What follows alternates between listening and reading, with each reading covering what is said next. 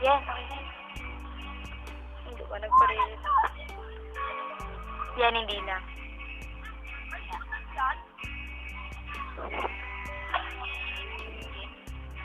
Nag-record na.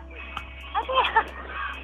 Hello, dear. I'm the most beautiful person I know in the world. Talaga yun. Guys, I miss you so much. I miss you. I hope you're all living condition right now. I know we're all in different seasons, but I pray that during the whole vacation, you see God first. Not just in this season, but in every day lang talaga. Yun. Shout out to Alay and Casey.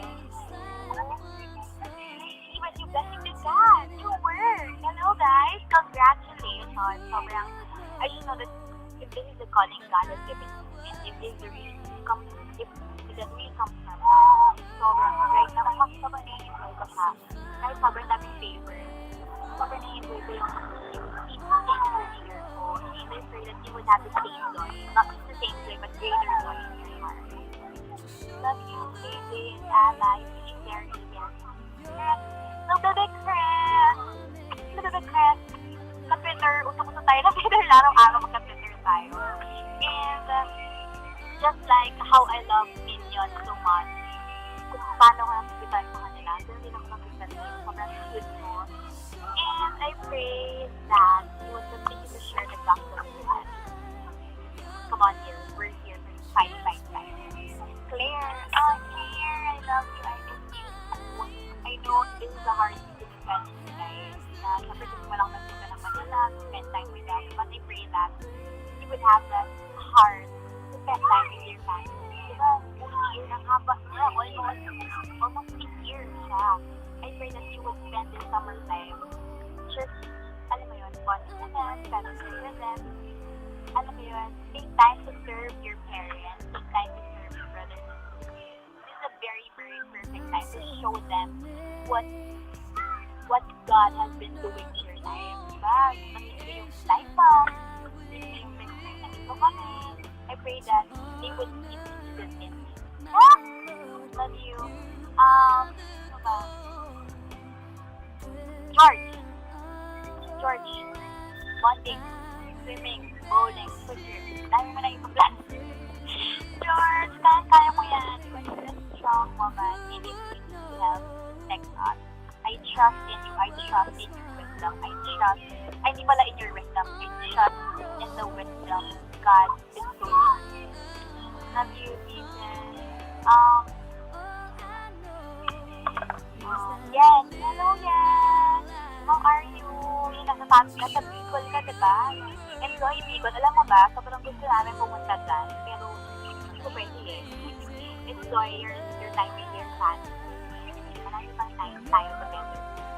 And we're all look forward to lahat. Spend time with you. Love you. Sino ba? Mikay! Tayo may ko sa akin. Excited na ako. Pero kinakabahan din ako at the same time. Pero I just know na whatever it is, don't lose the hope and the calling God has given you. Stick to that, whatever happens, and whatever will happen in your life. I know that you will cling on to God's word and you will cling on to God's promise. I know parang ng finances ngayon, but family namin dumaan yung kamulan. But I just makita ko lang how sovereign God is in our life. Na in the midst of that financial problem, pinakatak na lang how great provider is. Hindi provider is that God is provider is mom. But God lang talaga. And He will never change in your life. He's a sovereign God and He will be still is sovereign God. No, I'm here. Honestly, I really want to talk to you. I really want to have a date with you. I really just want to hear you cry out, your heart out loud. I want to hug you. I want to, remind you how faithful God is, how He loves you.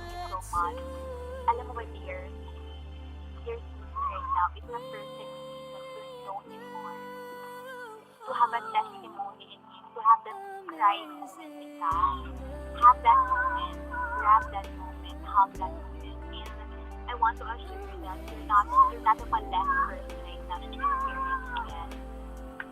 Alam mo, I thank God for that kasi I just know that you will use that someday sa mga taong makakamusta mo. You will be a testimony to a lot of people.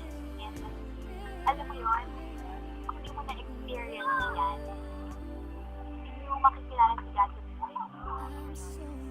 This is the perfect time to know Him in a different level na hindi lang God as a provider, God as a Father, but to a God who keeps His promises. Kahit na hindi mo pa ano nangyayari, kala ko ba God, ito gagawin niya. But to know that God is not finished yet.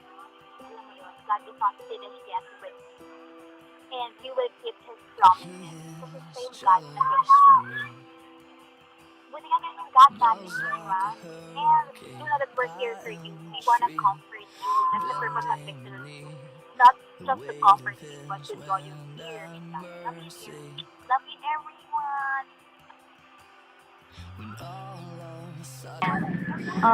To LJ, hindi tayo nakita ngayon, sorry, but do know that I'm praying with you. I pray that you would have that time to talk again. I just know that it's not me who's the perfect person to talk to you right now in your season. I pray that God would intervene to your season right now and just deal with it.